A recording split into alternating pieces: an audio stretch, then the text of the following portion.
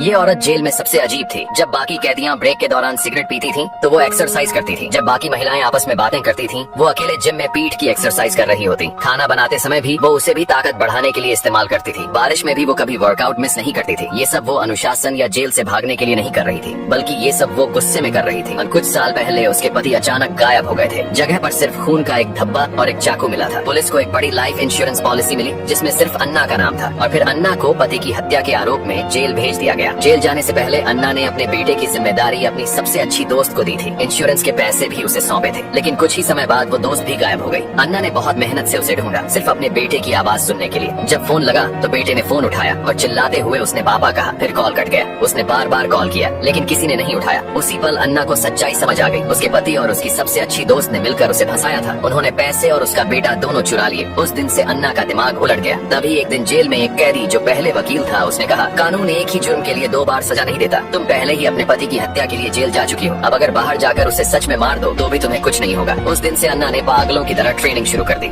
हर काम में सबसे आगे रहने लगी। 6 साल बाद उसे पैरोल मिल गया। जेल से बाहर आकर सबसे पहले उसने अपनी पुरानी दोस्त को ढूंढा। वो पहले एक स्कूल में टीचर थी, तो अन्ना ने नेशनल टीचर डेटाबेस चेक किया, लेकिन उस नाम की 1000 से ज्यादा एंट्रियां थी। मजबूरी में अन्ना ने अपने पुराने स्कूल में घुसकर उसके सोशल सिक्योरिटी नंबर की जानकारी चुराने की सोची। जैसे ही उसने रिकॉर्ड्स से वो जानकारी निकाली, तभी पुलिस आ गई। लेकिन अन्ना तैयार थी। वो दूसरी मंजिल से कूदी, फेंस फांदी और भागने लगी। पुलिस उसका पीछा करती रही। वो उन्हें समुद्र तक ले गई और एक ढलान का इस्तेमाल कर पुलिस की गाड़ी पलटा दी। फिर भी आखिर में वो पकड़ी गई। पुलिस अफसर ने उसकी बात नहीं सुनी। उसे गाड़ी से हथकड़ी से बांध दिया और खुद कॉफी पीने लगा, लेकिन गलती से चाबी वहीं छोड़ दी। अन्ना ने हथकड़ी देखी, फिर पानी की पाइप देखी। उसने गाड़ी स्टार्ट की, स्पार्क निकले, लेकिन हथकड़ी नहीं टूटी। उसने गाड़ी पीछे ली, कुछ नहीं हुआ, लेकिन दरवाजे का हैंडल टूट गया। शोर हुआ, अफसर आया और गाड़ी को समुद्र में घुमा दिया। पानी में डूबते हुए उसे गलती का एहसास हुआ। उसने अन्ना की हथकड़ी खोली और उसे लेकर ऊपर तैरने लगा, लेकिन तभी अन्ना ने उसकी बंदूक छीन ली और अपनी जबरदस्त ताकत से तैर कर किनारे तक पहुंच गई। फिर उसने लिफ्ट ली और चल पड़ी अपने बेटे और अपने बदले की राह पर।